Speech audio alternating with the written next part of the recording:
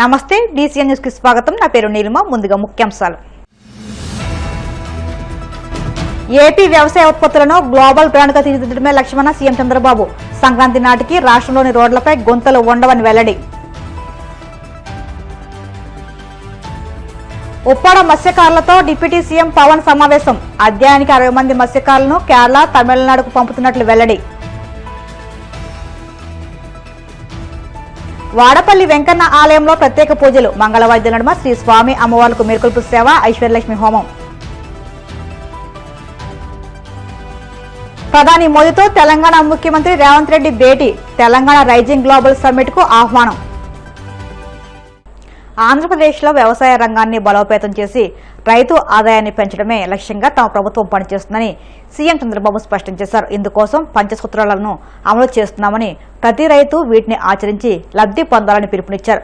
తూర్పుగోదావరి జిల్లా నల్లజర్లలో రైతన్న మీకోసం సభలో ప్రసంగించిన ఆయన గత ప్రభుత్వ విధానాల వల్ల రాష్ట్రం అన్ని రంగాల్లో విధ్వంసానికి గురైందని, రైతులు తీవ్ర ఇబ్బందులు పడ్డారని విమర్శించారు.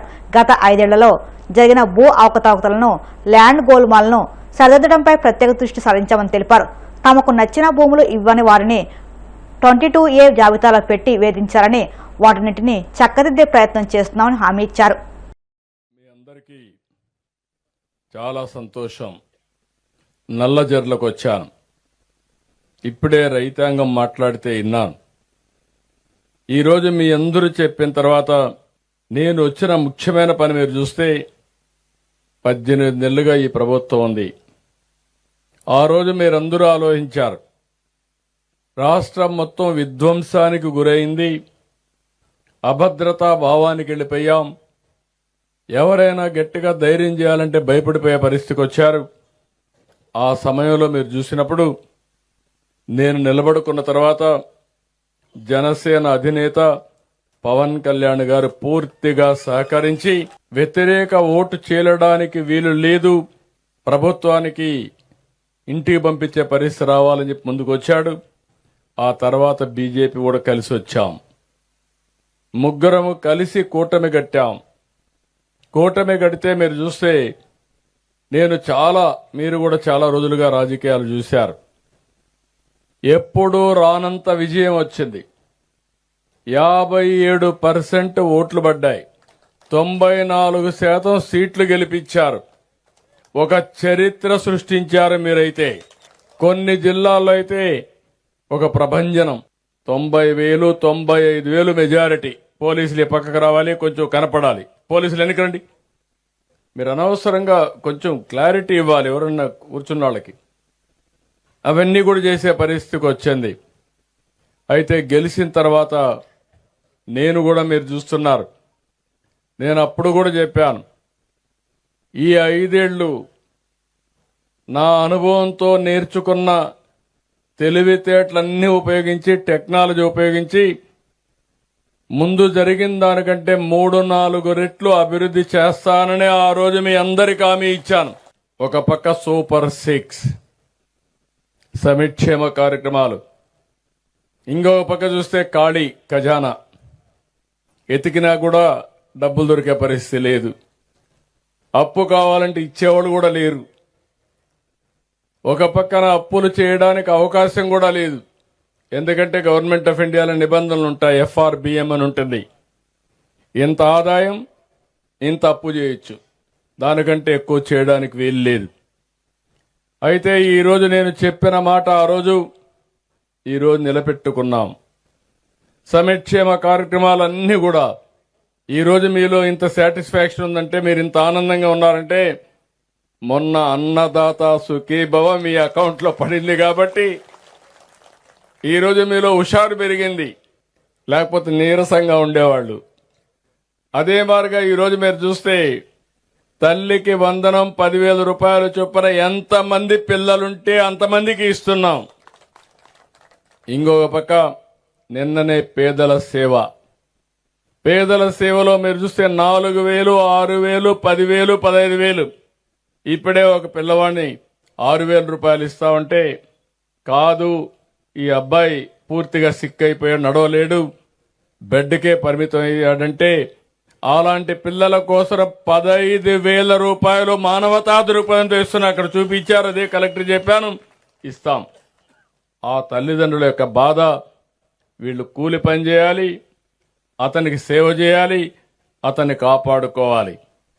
ఈరోజు మీరు చూస్తే ఇప్పటికీ 18 నెలలు 50,450 కోట్ల రూపాయలు ఒక పెన్షన్లకు ఖర్చు పెట్టిన ఏకైక ప్రభుత్వం భారతదేశంలో ఇక్కడ ఎన్డీఏ కూటమి. ప్రజాధనం నుంచి వెచ్చించే ప్రతి పైసాకు జవాబుదారితనం ఉండాలని ఇచ్చిన మాటకు కట్టుబడి పనిచేయడమే కూటమి ప్రభుత్వ లక్ష్యమని ఉప ముఖ్యమంత్రి పవన్ కళ్యాణ్ స్పష్టం చేశారు. గత ప్రభుత్వ హయాంలో ప్రణాళిక లేకుండా ఇష్టానుసారంగా నిధులు ఖర్చు చేయడం వల్ల ప్రజాధనం వృధాగా అయిందని ఆయన తీవ్రంగా విమర్శించారు. పోలవరం డయాఫ్రామ్ వాల్, ఉప్పాడ మత్స్యకార జట్టి నిర్మాణంలోని లోపాలు ఎందుకు నిరసమని అన్నారు. మంగగిరిలోని తన క్యాంప్ కార్యాలయంలో ఉప్పాడ మత్స్యకారులతో ఆయన ప్రత్యేకంగా సమావేశమయ్యారు. 100 రోజుల ప్రణాళిక అమలు, భవిష్యత్ కార్యాచరణపై వారితో చర్చించారు. ఈ మీటింగ్కి ప్రత్యేకించి ఏ సమస్య వచ్చినా సరే కలెక్టర్ గారు ప్రత్యేకించి ముందుండి చొరవ తీసుకొని ఆయన ఒక డిస్ట్రిక్ట్ని హ్యాండిల్ చేయటం అంటే సామాన్య విషయం కాదు. అన్నిటి మధ్యలో కూడా ప్రతి చిన్న సమస్యకు కూడా ఆయన శ్రద్ధ పెడుతూ ఉన్న షణ్మోహన్ గారికి మనస్ఫూర్తిగా నేను ఆహ్వానం పలుకుతూ ఉన్నాను. అలా ఏ రోజైతే మీరు ఆ సమస్య బయటికి తీసుకొచ్చారు, ఇట్లా ఉంది, మాకు ఇబ్బంది ఉందనేది మీ ఆందోళన చాలా బాధ కలిగించింది. నేను ఆ రోజు మీకు సభలో కూడా చెప్పింది, నేను ఒక మత్స్యకారులాగా ఆలోచిస్తాను.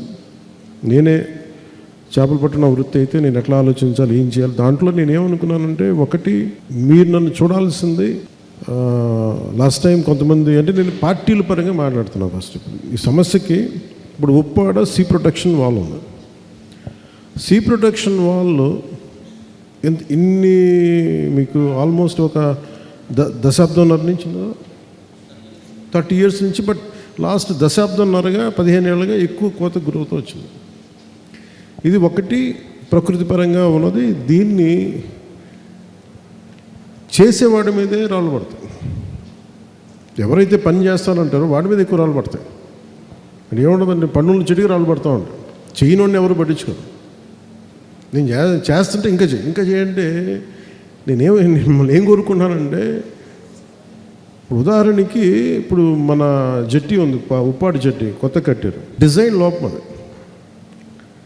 ఆ డిజైన్ లోపం వల్ల కరెక్షన్ చేయలేకపోవడం, దానికి 90 కోట్లు మళ్ళీ అదనంగా ఖర్చు పెట్టాల్సి వస్తుంది. ఇప్పుడు లాస్ట్ ప్రభుత్వంలో కూడా డబ్బులు ఎలా వెళ్ళిపోతున్నాయని చెప్పడానికి కూడా మీకు ఇప్పుడు కాఫర్ డ్యామ్ ఉంది పోలవరం, వీళ్ళు అరాకొరగా మనుషుల్ని మార్చేసి ఏమంటుందని కన్స్ట్రక్ట్ చేసి కాంట్రాక్టర్స్ని మార్చేసి దానివల్ల 1000 కోట్లు వృధా అయిపోయింది. అది ఎందుకు పనికిరాదు ఇప్పుడు. అందుకని మళ్ళీ కొత్తది కట్టింది. అది కేంద్ర ప్రభుత్వానికి మళ్ళీ అదనపు భారం. అది అలాగే మన ఉప్పాడది కూడా 90 కోట్లు మన అదనం ఆల్రెడీ కట్టేసాం. కట్టిన దానికి మళ్ళీ కరెక్షన్కి మళ్ళీ 90 కోట్లు అవుతుంది. సో ఇవి కూడా మీరు అర్థం చేసుకోండి. అంటే ఇవన్నీ ఎందుకు చెప్తున్నానంటే, ఒకసారి వాస్తవాలు ఇప్పుడు కూర్చోబెట్టి మేము చేయడానికి డబ్బు ఉన్నది ఎంత అందంగా ఎంత బాధ్యతగా ఖర్చు పెట్టాలనే దాని మీదే మేము అందరం ఉంటాం. ఉన్నది పరిమితమైన డబ్బులు ముఖ్యంగా మనకు సంబంధించిన రాత్రి ఇప్పుడు ఈ రోజు మనకి ఉప్పాడ సీవాల్ ఉంది, తీర ప్రాంత రక్షణ కూడా. నాకున్న బలం ఏంటి, కూర్చోబెట్టి మాట్లాడి చెప్పి మనం ఇంత అండగా నిలబడ్డాం కాబట్టి వాళ్ళు కూర్చోబెట్టి సూచనప్రాయంగా మేము తెలియజేశారు. మనకేం తెలియజేశారు, ఖచ్చితంగా దీన్ని ముందుకు తీసుకెళ్తాం. అది ఇంకొక మీటింగ్ ఏదో ఉందో ఆ మీటింగ్ ఇప్పుడు నేను ఢిల్లీ వెళ్తున్నాను. సో నా కోరిక ఏంటంటే, ఈ టర్మ్లోనే మన తీర ప్రాంత రక్షణ గోడ మొదలవ్వాలి, అది పూర్తి అయిపోవాలని మనస్ఫూర్తి కోరిక. అంటే నేను మిగతా పార్టీ వాళ్ళగా నేను కూర్చోబెట్టి బూతులు తిట్టేసి గోళ్ళ చేసేసి ప్రతి చిన్న గొడవను పెంచి పెద్ద చేయలేదు. నేను గొడవ తగ్గించడానికి ఉంటాను, లేదంటే గొడవలు సామరస్యపూర్వకం తగ్గించి సమస్యకు పరిష్కారం ఎదుగుతాను. అలాగే మొన్న అసలు ఇదంతా ఎందుకు స్టార్ట్ అయింది, పొల్యూషన్ అనేది పరిశ్రమలు ఉన్న చుట్టుపక్కల పరిశ్రమల కాలుష్యం వల్ల మత్స్య సంపద ప్రధానమైన కంప్లైంట్ ఏంటి, మత్స్య సంపద నశించిపోతుంది. ఇదే కదా మన మేజర్ కంప్లైంట్, మా జీవనోపాధి కోల్పోతుంది. డ్వాక్రా గ్రూప్స్ తోటి ప్రత్యేకించి ఫిషరీ మన మత్స్య ఉత్పత్తుల్ని మనం ఎలాగ మనం స్టోర్ చేసుకుంటూ పికిల్స్ కింద దానికి కూడా ట్రైనింగ్ ఎలా ఉంటుంది బాగుంటుందని అంటే ఇది మనం అమ్ముకోవడానికి కాదు, ఎక్స్పోర్ట్ చేసేలాగా. సో మన ఎంఎస్ఎంఈ మన 50% ల్యాండ్ చూసుకుంటే ఇవన్నీ మనం స్టార్ట్ చేస్తే దీన్ని ఒక సర్టన్ క్వాలిటీ కంట్రోల్ తోటి మనం ఆదాయం వచ్చేలాగా ఇవన్నీ ప్లాన్ చేస్తాం. సో మీరు కేరళను తమిళనాడు పర్యటన ఈ మీటింగ్ వెనక నేనేం ఆ రోజు చెప్పి మర్చిపోలేదు, నేను ఉన్నానని చెప్పడానికి మళ్ళీ అంటే ఆ భయం ఉంటుందేమో మీకు, వదిలేసాడు మళ్ళీ మమ్మల్ని అట్లా ఏం వదలను నేను. కాదు ఏంటంటే 100 పనులు చేయాలి కాబట్టి అన్ని పనులను ఇక్కడి నుంచి కూర్చొని చేయాలి కాబట్టి చేస్తాం. మళ్ళీ వస్తాను, అన్నీ ఒక ప్రయత్నం చేస్తా ఉన్నాం, అన్నీ బాగా జరుగుతాయి. పార్టీ పరంగా ఉండొచ్చు, ఇంకోటి ఉండొచ్చు, మనకి అంటే 1000 ఓట్లే ఎక్కువ వచ్చినాయి, మిగతా వాళ్ళు వేయలేదని నాకు అయ్యేం లేదు. నాకు ఓట్లు వేసినా వేగిపోయినా మీరందరూ నా వాళ్ళు, నా సొంత కుటుంబం, నేను చేస్తాను. అయితే మనస్ఫూర్తిగా మీ అందరికీ మేము అండగా ఉంటాం తెలియజేసుకుంటూ దీన్ని బాగా సద్వినియోగం చేసుకోండి. జై హింద్. కోనసీమ తిరుమలగా వదిలుతున్న వాడపల్లి శ్రీ వెంకటేశ్వర స్వామి ఆలయంలో గురువారం ప్రత్యేక పూజలు వైభవంగా నిర్వహించారు.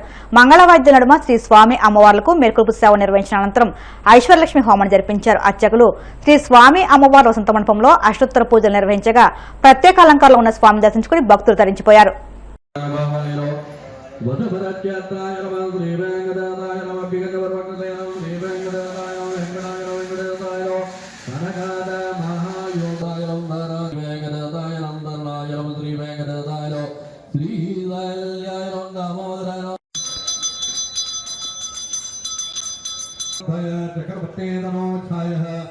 అర్భవమాయ మంగళం మంగళాశాసనమయ పరాజార పరోగమై